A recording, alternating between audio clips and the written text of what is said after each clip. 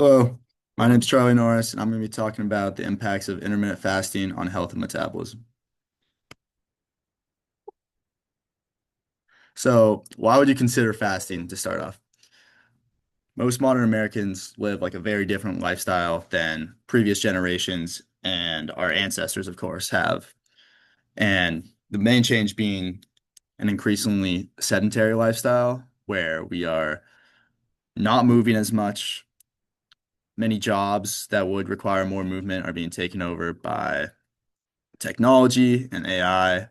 So overall, the present day Americans are awake longer, eating more, and moving less. And this has contributed to the obesity epidemic. And in addition to rising obesity rates, there are also rising rates of type 2 diabetes and heart disease as well. So changes in diet and exercises are usually the first ones recommended by doctors and dietitians, which are good and certainly effective. But another option to be considered is when we eat, as opposed to what we eat and how much. And the truth is, as I'm about to explain, is when we eat can have a very big impact on metabolism and health overall. So, what is intermittent fasting specifically? You've probably heard of fasting, which is the voluntary abstention from food or drink.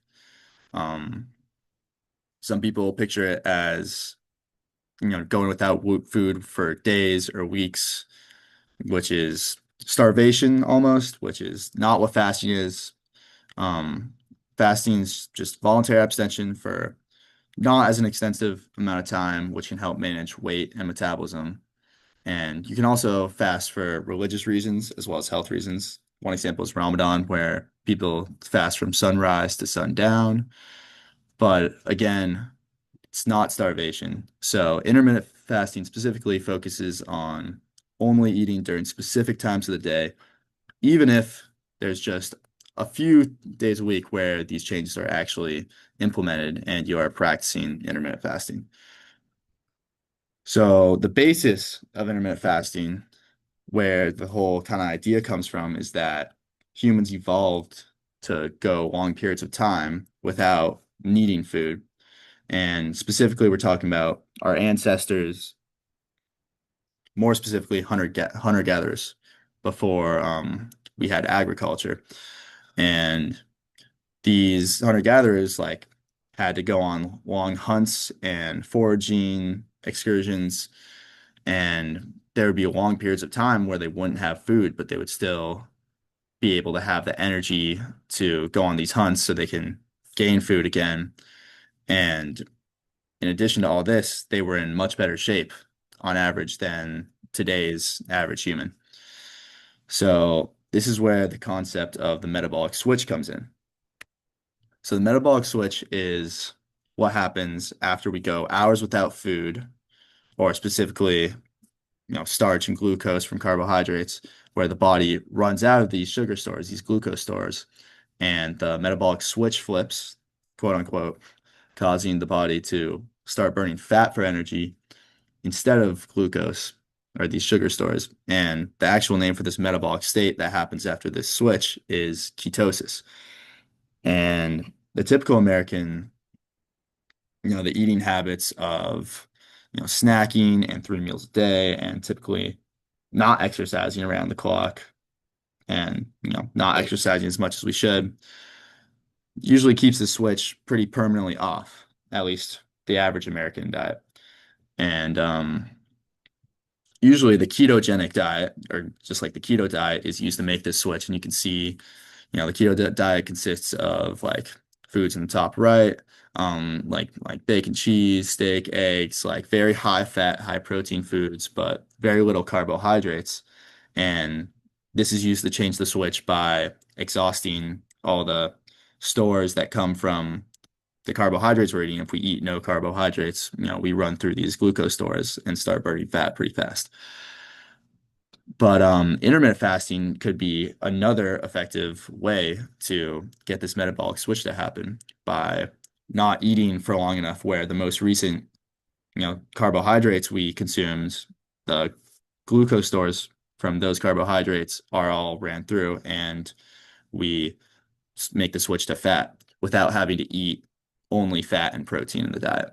And a neuroscientist, Mark Mattson, who has been studying this metabolic switch for over 25 years, he has the quote, if someone is eating 3 meals a day plus snacks and they're not exercising, then every time they eat, they're running on those calories and not tapping into the fat stores that we've built up because we never make the metabolic switch because we never run out of the glucose stores because we're always snacking. So some of the methods for this intermittent fasting, the most well known is the 16-8 method, which is implemented on a day-to-day basis, where you would eat within a 6 to 8 hour window and then fast for the next 16 hours. And I kind of have a personal experience with this where on Tuesdays and Thursdays, my class schedule is, three back-to-back hour 15 classes from 10 to 2:15 is when it ends. And a lot of the time, I don't wake up early enough to get breakfast before my 10 a.m. class. So I end up not eating until 2:15 in the afternoon. And I actually have found that strangely enough, I feel fine.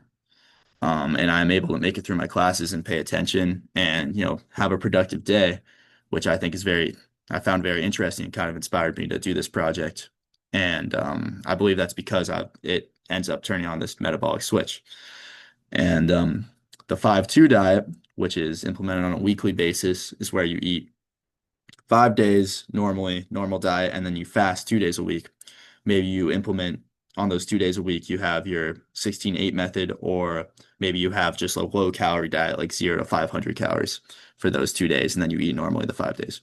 And then third method is alternate day fasting, where you go between your unrestricted calorie days and your 0 to 500 calorie days, where you are basically fasting. So, what the research shows. So, the Harvard School of Public Health had a study that reviewed many clinical trials and thousands of participants and found that actually all three intermittent fasting methods outperformed the average calorie restriction diet and in terms of weight loss. And also benefits or some other benefits that showed up were, decrease in waist circumference naturally, lower cholesterol levels and lower triglyceride levels. And surprisingly enough, the alternate day fasting actually had the greatest results, 1.3 kilograms more than traditional diets. And yeah, it revealed how effective the intermittent fasting methods can be, I believe, because of this metabolic switch that flipped and starts burning fat that stays they starts burning weight that stays out of the body more. Okay. So final notes. Again, why would you consider intermittent fasting? Because it takes away, or it doesn't fully take away, but it reduces the need to count all your calories and stop eating the foods you love. You can still eat some of the foods you love. You just have to keep it in a certain window. And of course, when you're in that window, not overindulge. And then flexibility, you can choose the method that fits your lifestyle, whether it be 5-10 or 5-2 method weekly, or the alternate day fasting, or the 16-8 ratio on just certain days, like I mentioned, like on my Tuesdays and Thursdays. Um, it's pretty flexible and you can adapt it to your lifestyle. And then, of course, it's backed by other clinical studies like the one from Harvard School of Health, Public Health, and evolutionary biology, as we talked about earlier with our ancestors. And yeah, just bottom line, small changes to like just when you eat can really show some real metabolic results that are meaningful and can help, people lose weight. And then in terms of what to eat specifically during the time when you're fasting and not fasting, well, fasting, you want to stick with just water and 0 calorie or very low calorie beverages to get into the state of ketosis or turn the metabolic switch on. And then when you are eating, the gold standard would be the Mediterranean diet, where there's lots of leafy greens, healthy fats like fish, avocado, and nut sources, and then lean proteins and whole grains that are largely unprocessed. And then, of course, a wide range of foods is recommended because the wider the range of foods, the wider the range of nutrients you get.